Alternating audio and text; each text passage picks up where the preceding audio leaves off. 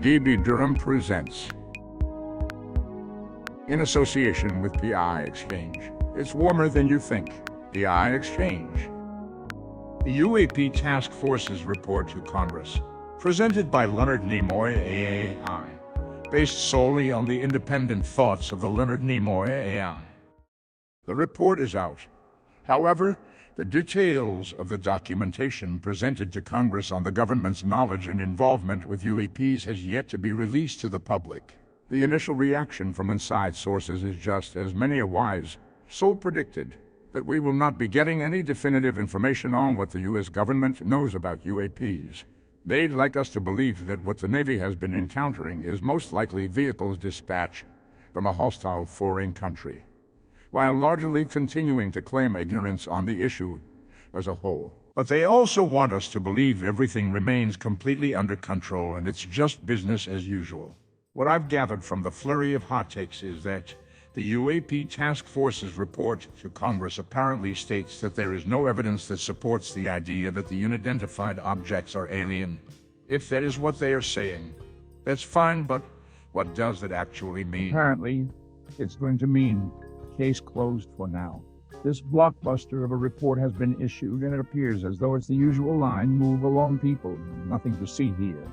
Except for the fact they are more or less saying, well, our best guess is it must be another country operating these seemingly magical craft and invading our airspace, because it certainly can't be us, wink.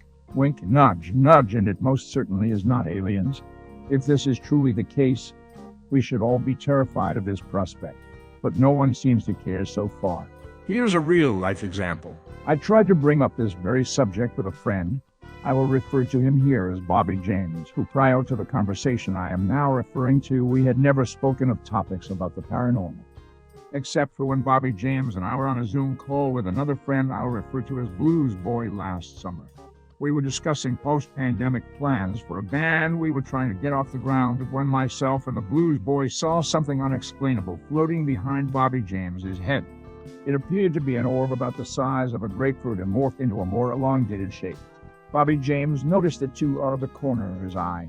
For the Blues Boy and myself watching on Zoom, the shape appeared to pass in front of Bobby James's face. But for him, he saw it peripherally approaching on his left side and again peripherally from his right eye as it emerged from behind his head. We were all a little weirded out, especially Bobby James. I brought it up a few weeks later, and he said he didn't ever want to think about the strange occurrence again. So I dropped it. He's an author and very much into Southern Gothic literature, and I wrongly assumed we could speak about subjects concerning the unknown. Now back to the UAP convo I was trying to initiate with Bobby James. I casually broached the subject and asked him if he had any thoughts on UFO/UAPs and if he'd been following any of the related news stories. His posture changed and he seemed very uncomfortable at the mention. He looked at me like I had just grown another head. I simply wanted to have a casual conversation about a subject I knew a little something about that was being more frequently covered in the national press. And that was after several pints, mind you. Bobby James genuinely seemed concerned that I may have just lost my mind and he wanted no part of it. If that's truly what he thought, then I don't blame his reaction. Later that day, I sent him a text with the gray alien emoji and he replied the LOL emoji. That was a few months ago, and I haven't heard from him since then.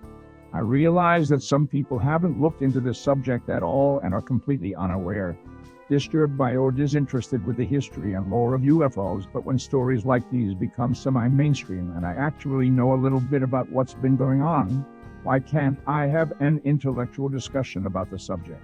Some people's philosophy is simply this: everyday life has plenty of stress and unknown quantities lurking around every corner. So why do we need to talk about things that there is no real scientific knowledge to back it up, that we know of? Some propose that these objects are from a breakaway civilization with advanced tech. Others are convinced that these objects are natural to the Earth and have always been here in some form or another, changing their appearance as we progress technologically. It could be the Earth itself, or a combination of nature and our own mind manifesting in reality.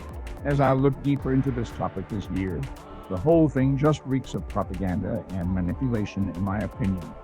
We still can't be sure of what is true and what is false.